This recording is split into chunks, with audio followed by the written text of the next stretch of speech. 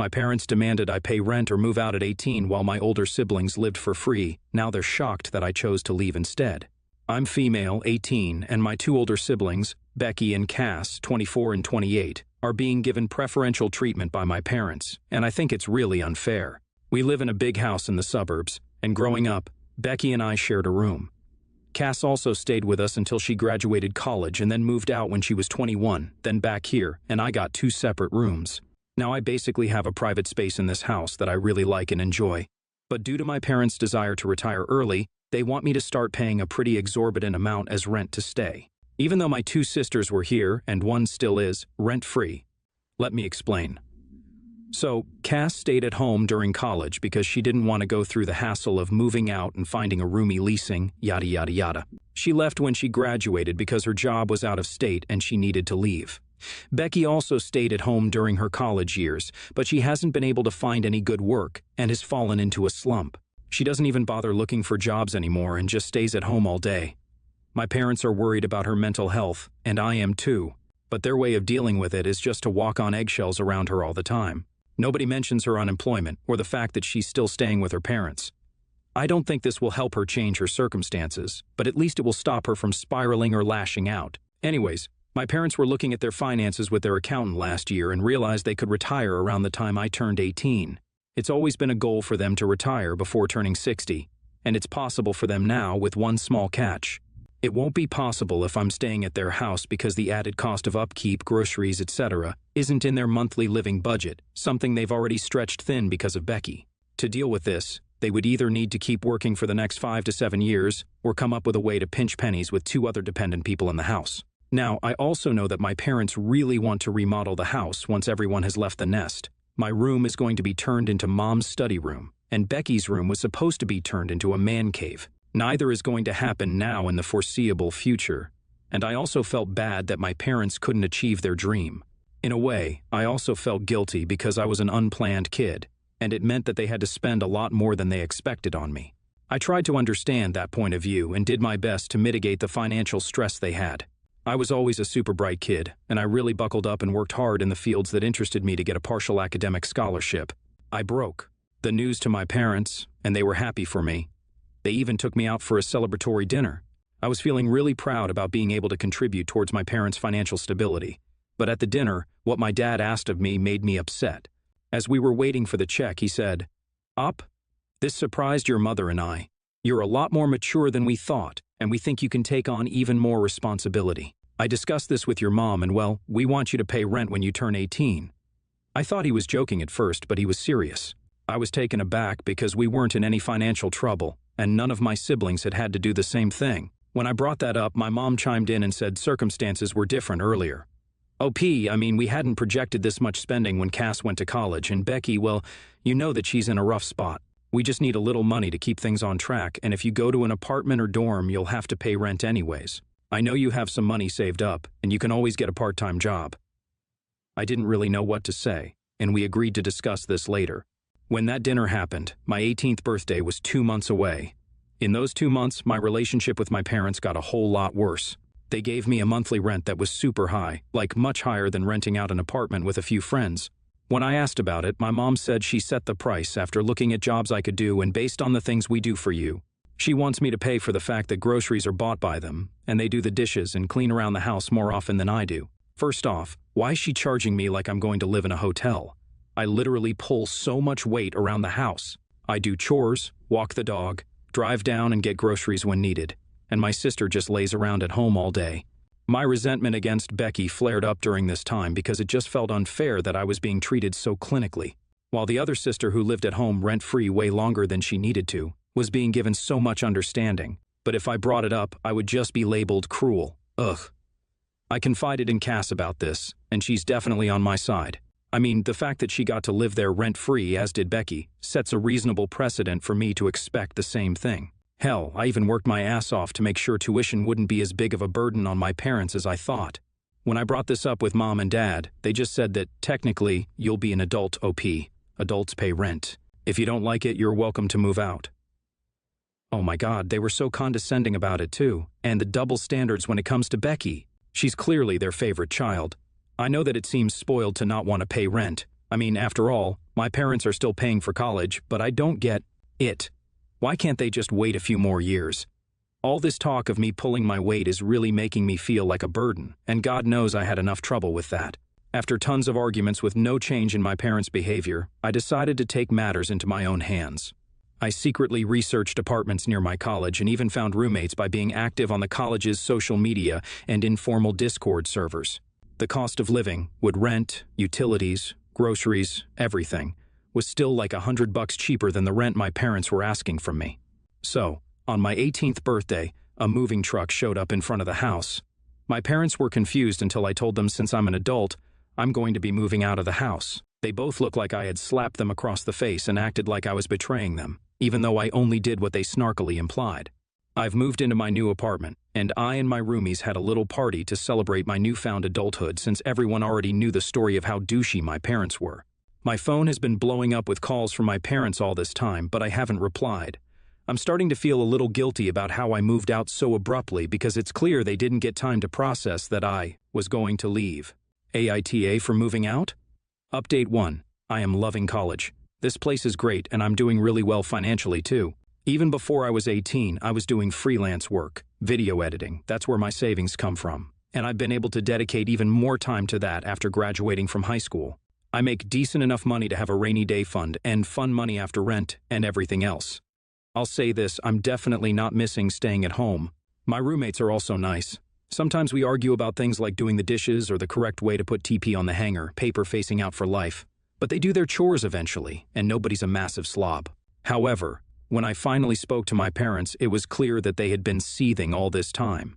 They both said that I had been super disrespectful and this wasn't the right way to do things, and they threatened me by saying that if I didn't come back and live under their terms, they would stop paying for my college. It was nice while it lasted, guys, but I don't think I would be able to stomach that. I don't know what my options are right now. I guess I could take a loan, but I'm not sure how to go about it. I feel like I've been backed into a corner by their threats, and I might have to go back and pay them rent like they want. I genuinely don't want to do it because I feel like this whole episode has made me lose a lot of respect for my parents. But I'm running out of options. Update 2. I got a call from Cass, and I was really happy to know that she went off on Becky and my parents were threatening to cut my college tuition. Apparently, it started after. Becky called her complaining that stuff doesn't get done around the house because I did a lot of chores, and that's when she scolded her.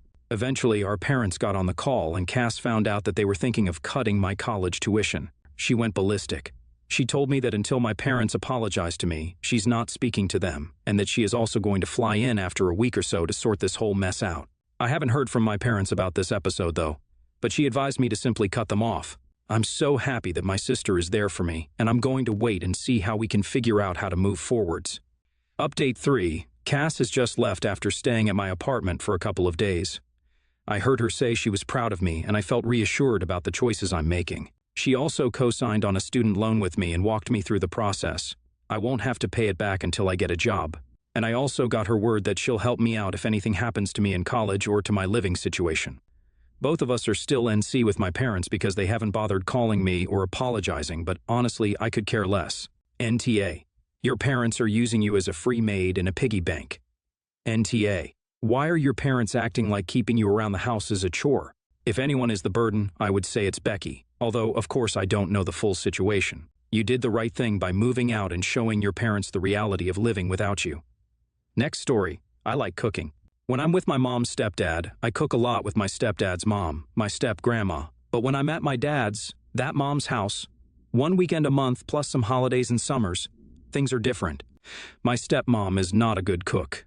I'm sorry, but she's not. She has sensory issues. She doesn't cook meat, barely any spices, and a bunch of other things. She also just undercooks, overcooks, undersalts, all of that. In the past, I've kind of tried to help her and cook with her and being like, what if we add lemon? But first of all, she doesn't like my input. She wants to do things her way. And second of all, there's sensory issues, so she doesn't want to cook differently than she does. If she ate what I made, she would not like it. At their house, my stepmom only cooks foods that she's comfortable with, which since my dad never cooks, means any home-cooked meal is something she eats. She doesn't care what any one of us eats when she's not around, like a friend's house or takeout.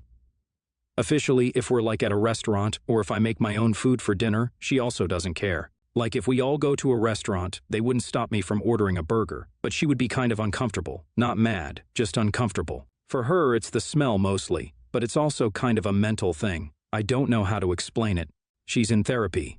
That's why I think she's able to pretend like it's okay, but because it bothers her, what would happen is that my dad would order vegetarian. Their kids, 3/4 would get something like kid-sized grilled cheeses, and I would maybe order like a chicken burrito instead of a steak. Or like if my dad got takeout, he would throw away the bag in the downstairs trash or leave it in his car so she didn't have to smell it. I've been cooking more and more. I like cooking and do it a lot at home, but like I said, her food is so bad. That's also a motivator. I eat meat and also cook with spices and strong flavors, but my dad came into my room last night and said, out of courtesy, could I stop cooking so much, and tried to eat what I was served more. I said to my dad that her food was both bad and boring. I wouldn't say this to her face, obviously. My dad said I needed to go with the flow and couldn't always have my own way, and to be honest, I can't act like I haven't noticed her not being anywhere in the kitchen, like going to the bedroom, if I'm making myself dinner, to be honest. But I said basically that this was her problem, not mine. Why should I have to cater to what someone who isn't even eating the food? He said I was being rude and disrespectful to her by pushing her limits, and said it was her home too. And yeah, I could make bland the food that's more safe, but what's the point? The food is for me. NTA. You cook and eat what you want. She cooks and eats what she wants. If your cooking produces strong smells, you should make a basic effort to keep the smell contained. That's just good sense, operating in a shared kitchen space.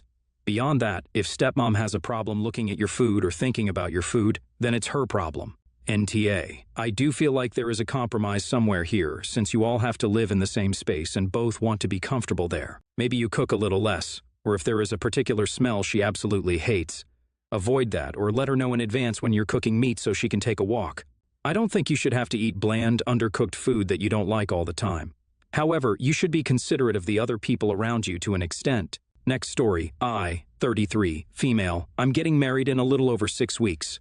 I announced my engagement last year in January and asked my best friends to be bridesmaids. One friend, Lucy, 32, female, was already pregnant, would have a 6-month-old at the wedding, and a month or two after another, Sarah, 33, female, announced she was pregnant, would have a 3-month-old at the wedding, none of which bothered me in the slightest.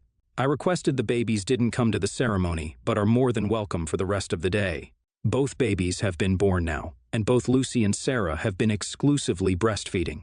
Lucy has eventually managed to get her little one to feed from a bottle. This is of her own back with no pressure from me. I understand the children are young, and it can be difficult to leave them for a full day. Just in time for the hen party, which is Saturday. Sarah is having trouble with this and has announced that her significant other will be around the bars we will be in with her baby, so he can bring the baby to her to feed. I'm not sure this is appropriate and told her one bar specifically doesn't allow children, to which she replied, "Oh, significant other will have to go next door then." Turns out she had planned for her significant other and baby to be in the bars with us, just at a different table. I told her if it's that much stress for her, maybe just come to lunch and then go home to her child. She said that no, she doesn't mind breastfeeding her at the bar. It will be fine. The other bridesmaids and I were quite confused and said, "Surely you're not suggesting bringing your 2-month-old child on a hen party?" I told her straight there would be drinking, swearing, and God knows what else going on. It's just not appropriate. Which she took offense and is now hardly talking to any of us. My question is, was I too harsh? Is it okay for her significant other to follow us around bars and restaurants with their baby? Ada? Edit, to be clear, she won't be drinking at the bachelorette, so no problem with breastfeeding. No smoking in bars in our state. Edit 2, thank you for the opposing opinions, some I hadn't considered. NTA, but I think there's a compromise to be made here. It sounds like she's really going out of her way to try and be there for you. I get why you don't want him in the actual venues you'll be in, but if he can hold up nearby and she's willing to pop out every 3 hours, then that kind of sounds like a win-win. Nah. I mean, that doesn't sound like much fun for her, but I suppose if she wants to step away for a bit every few hours to feed her baby, that's not the worst thing in the world. Not saying breastfeeding being a parent is a medical issue, but in this context, I would say it is similar to someone who has to step away to check their insulin every couple of hours. A pain for her, but not a burden on anyone else. It's not as if she is planning on bringing the baby around with her in a stroller. I can see why this might feel weird to you, knowing she may be distracted by this, having her significant other as a semi-participant in the hand party. But it honestly sounds like she tried to come up with the least intrusive way possible to still participate in the hen party while also caring for her child. I can pretty much assure you that if this ends up being a problem for anyone, it is going to be her and her significant other, not you or the rest of the party. I doubt they will last more than a few places before this becomes too much for them or the baby. To be honest, I am guessing that she is struggling right now. It is incredibly hard for people who are exclusively breastfeeding because it severely limits the amount of time they can have for themselves. As much as she loves her baby, she's probably dying for some adult time. I don't think you need to change any of your plans for your hen party or alter your behavior in any way during the hen party to accommodate her plan. But I do think it would be gracious of you to tell her that if she wants to try and make this work, that it is okay with you.